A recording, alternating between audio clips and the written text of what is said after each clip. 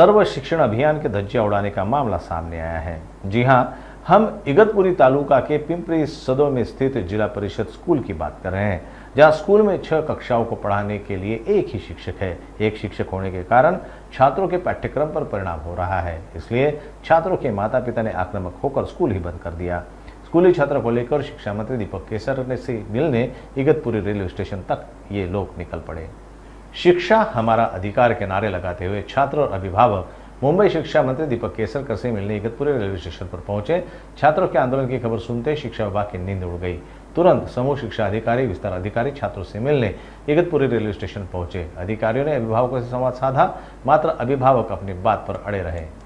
हमारे pass sir भी नहीं, एक ही सर 8 महीने से पढ़ाते हैं, तो एक भी सर नहीं आ रहे हैं। विद्यार्थ्यांच्या हितासाठी आज आम्ही या ठिकाणी मुंबईला जाण्यासाठी शिक्षण मंत्री दीपक केसरकर साहेब यांच्या भेटीसाठी आम्ही जात आहोत।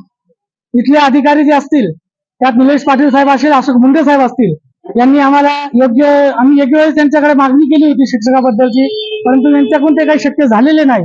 यांनी 4 दिवसासाठी शिक्षक दिला होता, पण तो पण 4 दिवस आल्यानंतर तो गायब झालेला आहे। आमची मागणी इतकीच आहे की हे विद्यार्थी जे 1ली ते 7वी पर्यंत इथं विद्यार्थी शिकत आहे आणि कुठल्याही प्रकारचा योग्य तो नियोजन या अधिकाऱ्यामार्फत केला गेलेला नाही, अशा अधिकाऱ्यांच्या विरोधात आम्ही आज या ठिकाणी राज्याचे शिक्षक मंत्री दीपक केसरकर साहेब यांना भेटीसाठी विद्यार्थ्यांसह जात आहोत। आणि आमची मागणी एकच आहे की विद्यार्थ्यांच्या हितासाठी यांना योग्य आणि टेम्पररी नाही तर परमनंट शिक्षक मिळावा।